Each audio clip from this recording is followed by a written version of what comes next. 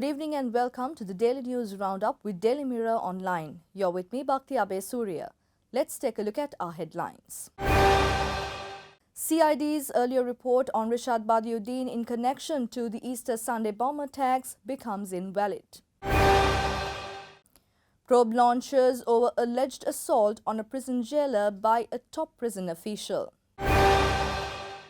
Ranil Wickramasinghe expels 54 former MPs to safeguard the legacy of its past leaders. UNP to expel more members from the party. The intelligence unit arrests an excise officer for illegally transporting ethanol and liquor. Nilantha Jayawardena reveals that Zaharan was not the mastermind behind the Easter Sunday bombings. The Sri Lankan government to end intimidation and threats against human rights defenders. Reckless drivers who cause fatal accidents are to be charged for murder. Health guidelines in the offing are to conduct parliamentary sessions in a safe environment.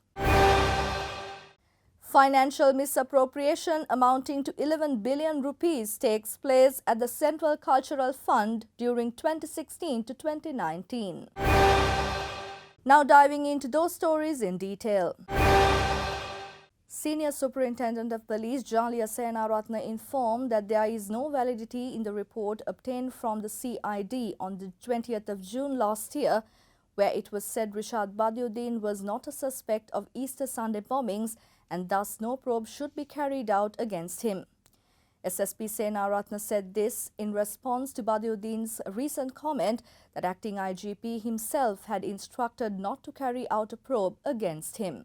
ඒ වන විට එළිදරව් වී තිබූ කරුණු අනුව එම හිටපු අමාත්‍යවරයා පාස්කු ඉරුදින ප්‍රහාරය සම්බන්ධයෙන් සැකකරුවෙකු නොවන බවත් විමර්ශනවලදී ඔහු අවශ්‍ය කරන සැකකරුවෙකු වශයෙන් අනාවරණය වී නොමැති බවත් නමුත් මේ වාර්තාව ලබා දී තිබෙන්නේ දැනට වසරකටත් අධික කාලයකදී පෙර කාලයකදී ඒ කියන්නේ 2019 6 වෙනි මාසයේ 20 වෙනිදා ඉන් අනතුරුව විමර්ශන ගණනාවක් සිද්ධ වුණා විවිධ පැතිකඩ ඔස්සේ විමර්ශනය කරනු ලැබුවා ඒ අනුව සැකකරුවන් ගණනාවක් අත්අඩංගුවට ගැනීමට කටයුතු කළා මේ හා සම්බන්ධ සැකකරුවන් කීප දෙනෙක් සම්බන්ධයෙන් අපරාධ පරීක්ෂණ දෙපාර්තමේන්තුව ඒ විමර්ශන කටයුතු ඉදිරියට කරනවා එම වාර්තාව වළංගු වන්නේ ඒ දිනයට ඒ දිනෙන් පසු අනාවරණය වූ තොරතුරු අනුව සැකකරුවන් අත්අඩංගුවට ගැනීමට කටයුතු කර දෙනවා වගේම ඉදිරියේදීත් සැකකරුවන් අත්අඩංගුවට ගැනීමට බලාපොරොත්තු වෙනවා. A probe had been launched in relation to the incident where the Prison Operations Commissioner had allegedly assaulted a prison jailer at the Valikada prison last night. Prison Administration Commissioner and spokesperson Chandana Ekanayaka said that the probe was launched under the directive of Commissioner General of Prisons Tushara Upuldeniya. The prison jailer has been hospitalized following the incident. UNP leader Ranil Wickramasinghe yesterday said he had to make a difficult decision to expel 54 former MPs who are contesting the general election under Samagi Jana Balawegaya and others from his party to safeguard the legacy of its past leaders. එක්සත් ජාතික පක්ෂ දෙකක් නැහැ. තුනක් නැහැ. හතරක් නැහැ. එක එක්සත් ජාතික පක්ෂයක් විතරයි අද ලංකාවේ තියෙන්නේ. කෘත්‍යාධිකාරී මණ්ඩලයේ රැස් වෙලා සලකලා බලලා අපේක්ෂාගතව දරන 54කුත් ඒ වගේම සහභාගී වෙන එක්සත් ජාතික පක්ෂයෙන් පත් වුණ ප්‍රාදේශ සභා මන්ත්‍රීවරුන් ඉවත් කරන්නට කියලා ඒ තීන්දුව අරගෙන ඉවරයි. මේ තීන්දුව ලේසියෙන් ගත් එකක් නෙමෙයි. මුගක් හිතලා මතලා ගන්න උනේ තීන්දුවක්. මොකද එක්සත් ජාතික පක්ෂය ආරක්ෂා කරන්න මට පුළුවන් හැම පියවරක්ම අරගත්තා. හැමතැනම කෑ ගහලා වැඩක් නැහැ. මේ පක්ෂය හොඳ නැත්තම් පක්ෂයෙන් අයින් වෙලා කරුණාකර වෙන පක්ෂයක් හදන්න. අපි එක තරම් කරන්න. ඒකත් ප්‍රශ්නයක් නෑ. ඇතුලේ හානි කරන්න බෑ. UNP Assistant Leader Ravi Karunanayaka announced that more members from the party who had joined the Samagi Jana Balawegaya will be expelled by Friday, the 31st of July 2020. The expelling of some members have been delayed as some who joined the SJB have requested for a change of decision while some will rejoin. කණ්ඩායම් පහක් හතරක් දැම්මා මේ සම්බන්ධයෙන්. පළවෙනි කණ්ඩායමේ ප්‍රතිඵලය තමයි ඊයේ ආවේ.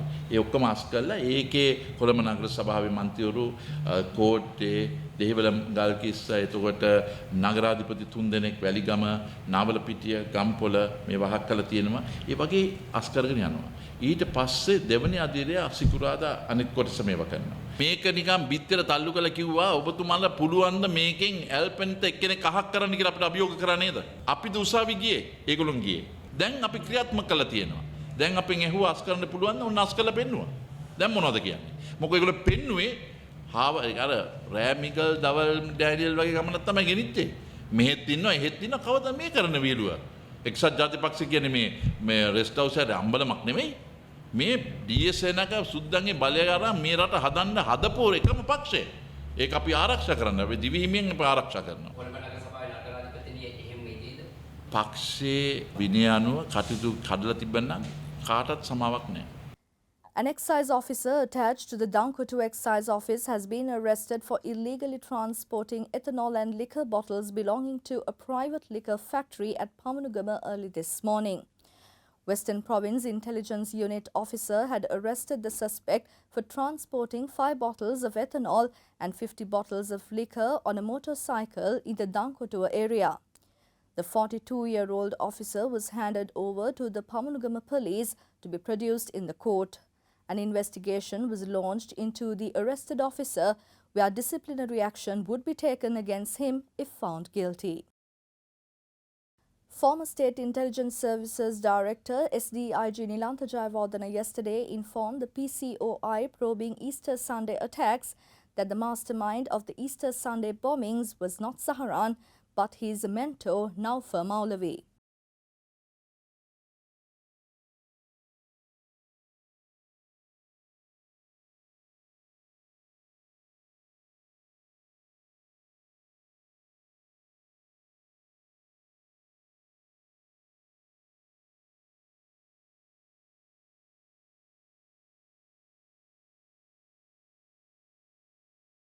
The Sri Lankan government has been urged to end the targeted arrests, intimidations, threats against the lives and physical security of lawyers, activists, human rights defenders and journalists in a statement issued by the International Human Rights Organization today.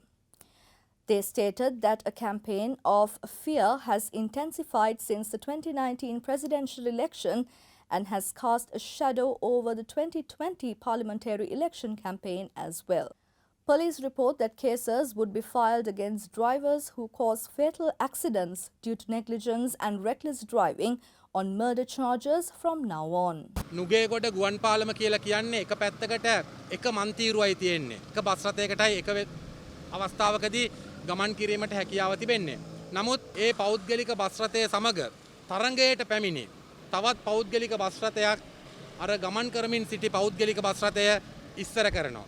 ඒ පෞද්ගලික bus රථයේ රියදුරු අර යුද හමුදා cab රථය හප්පනවා. ඒ අවස්ථාවේදී ඒ සිද්ධියෙන් යුද හමුදා රියදුරු ජීවිතක්ෂයට පත් වෙනවා වගේම තවත් යුද හමුදාවේ දෙදෙනෙක් සමාජිකයින් දෙදෙනෙක් බරපතල තුවාල ලබනවා. ඔවුන් මේ තවදුරටත් තවමත් ඔවුන් ප්‍රෝහල්ගත වෙලායි සිටින්නේ. ඒ සිද්ධිය වැඩ බලන පොලිස්පතිතුමා උපදෙස් ලබා දුන්නා ඒ සම්බන්ධයෙන් දැඩිව නීතිය ක්‍රියාත්මක කිරීමට කටයුතු කරන්න කියලා. ගරු නීතිපති දෙපාර්තමේන්තුවේ ඒ ජ්‍යෙෂ්ඨ නිලධාරීන් සම්බන්ධ කරගෙන අපි උපදෙස් ලබා ගත්තා. ඒ අනුව අපි තීරණයකට එළඹුණා ඒ රියදුරට එරෙහිව නඩු පවරන්නේ නොසැලකිලිමත් ක්‍රියාවකින් මරණය සිදු කිරීම කියන චෝදනාව යටතේ නෙවෙයි මිනී මැරීම කියන චෝදනාව යටතේ. ඒ අනුව ඒ නඩුව අද මේ ගරු අධිකරණ ඉදිරියේ කැඳවනු ලැබුවා. සාමාන්‍යයෙන් අපි දන්නවා මිනී මැරුම් නඩුවකට මහේස්ත්‍රාත් අධිකරණයේ ලඝු නොවන නඩු විභාගයක් යන්න ඕන. මූලික පරීක්ෂණයක් යන්න ඕන. එලෙස මේ සිද්ධියට අදාළව මූලික පරීක්ෂණයක් යන්නේ නැතුව ගරු නීතිපතිතුමාට තිබෙන බලය අනුව අපි හැකි ඉක්මනින් මේ උද්ෘත ගරු නීතිපතිතුමා වෙත ඉදිරිපත් කරන්න බලාපොරොත්තු වෙනවා. ඍජු අධිචෝදනා පත්‍රයක් මිනී මැරීම යටතේ මේ රියදුරුට එරෙහිව මහාධිකරණයේ ඉදිරියේ ගොනු කිරීම සඳහා මේ මොහොතේ අපි කියන්න කැමති දැඩි අනවධානයකින් කටයුතු කරලා මෙවැනි ජීවිත හානි සිදු කරන රියදුරන්ට එරෙහිව අපි මින් ඉදිරියට ගරු නීතිපතිතුමාගේ උපදෙස් ලබාගෙන මිනී මැරීම සම්බන්ධයෙන් තමයි අවශ්‍ය කටයුතු සිදු කරන්නේ. Deputy Director General of Health Services Dr. Lakshman Gamlat stated yesterday that health guidelines to conduct parliamentary sessions in a safe environment were being prepared and would be submitted to Parliament Secretary General Dhammika Dasanayake next Friday. The guidelines are being prepared by the Ministry of Health at the request of the Secretary General of Parliament. Special attention would be paid to the chamber, cafeteria and the library when preparing the healthcare guidelines. The committee, comprising retired High Court Judge Gamini Sarath Edirisinghe, former Cabinet Ministry Secretary Gotabaya Jayaratne and Attorney-at-Law Harigupta Rohanadira, was appointed to probe financial irregularities and misappropriation that took place at the CCF from 2016 to 2019.